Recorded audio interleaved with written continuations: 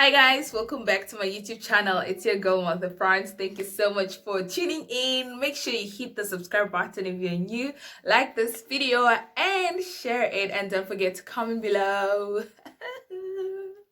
As you can see by the title of today's video, we are doing relationships, dating, dating and relationships in medical school. Yes guys, so welcome back. So yeah, I'm gonna do this video in like 3 parts. I'm gonna talk about dating in medical school versus dating outside medical school or someone in the medical profession, and then just like a few key points or things to consider when dating someone in medical school. And yeah, just then we conclude. And yeah, I'm just gonna also touch on like a few things some of you wanted to know, specifically, when it comes to like, relationships and yeah, dating and everything in medical school and all that. So like, yeah, let's jump right into it. And yeah, I might share my experience here and there, of course. It's always, as usual, because it's sort of related to me in a way, because I'm dating somebody who is in medical school as well. So yeah, let's get right into it. So first of all, dating in medical school versus dating outside medical school. So as I said, I'm dating somebody who is in medical school. How is that like? Well, it's rough in the streets. It's rough in the streets, but we move. Yeah, it's actually rough in a sense that trying to balance the two it's a lot of work.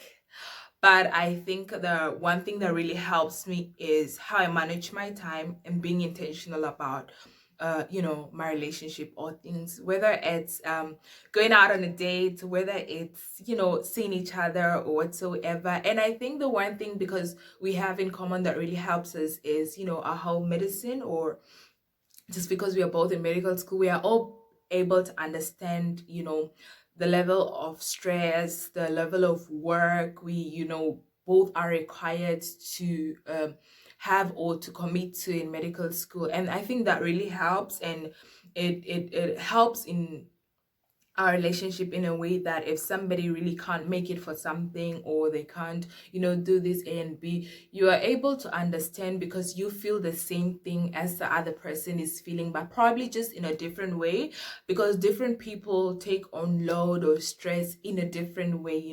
What you can handle is not what somebody else can handle. So yeah, that really helps us to understand each other in that way, because we have that in common. But if you're not dating somebody who is a medical student, some of the things to really like look at is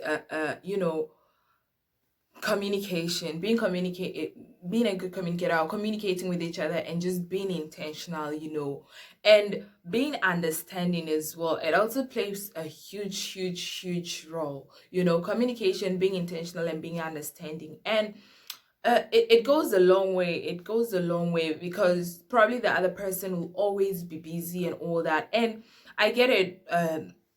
I think the only difference between those in medical school and medical related sort of field or professions compared to other degrees, it's because it requires a whole lot. It has a whole lot of work, and you just have to do it like in a short period of time. That's the difference. So you're always in demand. You like always have to read.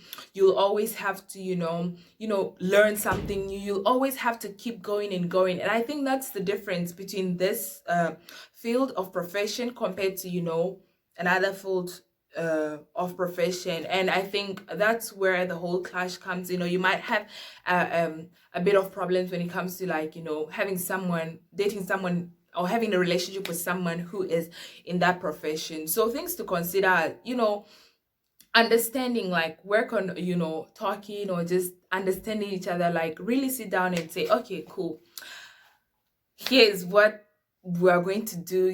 Maybe you plan like dates or things like that, and always communicate. If you can't make it work because of like school or something, it's better you like let the other person know. And that whole kind of thing, it really goes a long way, and it helps, and it has helped me as well. I think mine, like I said, it's even much more easier because I'm going out as somebody who is in medical school as well.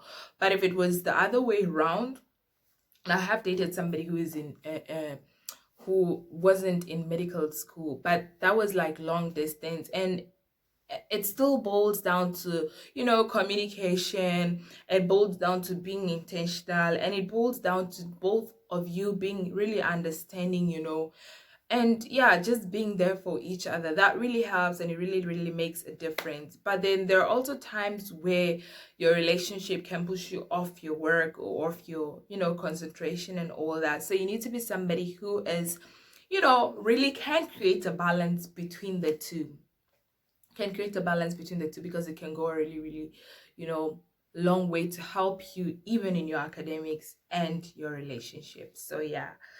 And then what else did so yeah, want to know as well?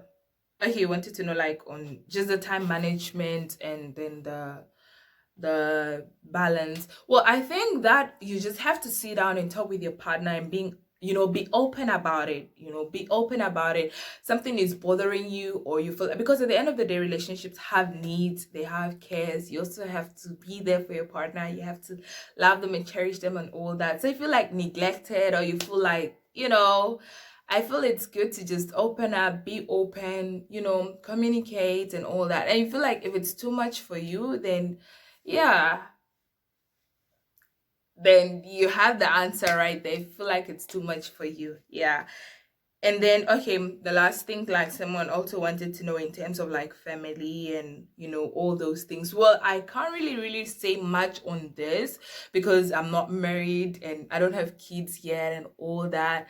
But I still think at the end of the day, it will still boil down on these three things, like how you manage your time, how y'all communicate, and be intentional about things. That can really make a difference in your relationship. And also you who is like in the medical school or be in the medical field, I also feel like be understanding to the other person who is not in the medical related field or anything like that, because they may not really understand what you mean when you always say I have to finish the assignment, or I have a lot of work to do, or I have to go to work, or I have to do this and this, you know, because at the end of the day, or 99% of the time, probably you spend most of your time in the hospital, you know, with patients and all that, and then your partner probably might be with the kids are just at home. So you also need somebody who's understanding and patient, you know.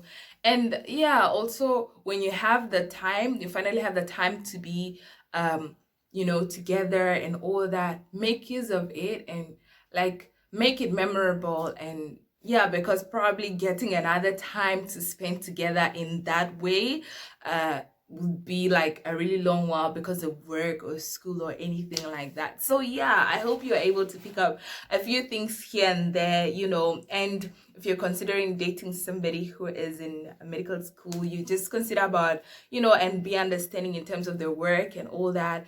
Be considerable, be open, communicate about your feelings or how you feel and all that. And yeah, whichever way it is, just help each other and create a good balance, and you'll probably have like a, not probably, you'd have a good, you know, relationship and all that. So until next time, thank you guys for watching. Make sure you know, hit the comment section. Let me know what you think, which tip relates to you. If you're dating somebody in medical school, how do you keep the balance? How do you keep it perfect? How do you keep it going? And if you're dating somebody who is a medical student but you yourself are not a medical student, like, let me know in the comment section, how do you keep it going? And yeah, what are some of the things you consider and some of the things you don't consider?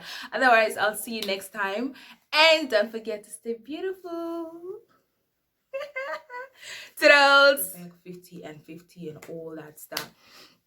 So like what is like, how like would you come up with per se like family stuff and all those things? So yeah, that's it. Video, welcome back. In today's video we are talking about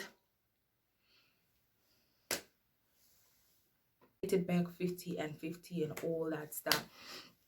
So like what is like, how how like would you come up with per se like family stuff and all those things. So yeah, that's it. Back 50 and 50 and all that stuff.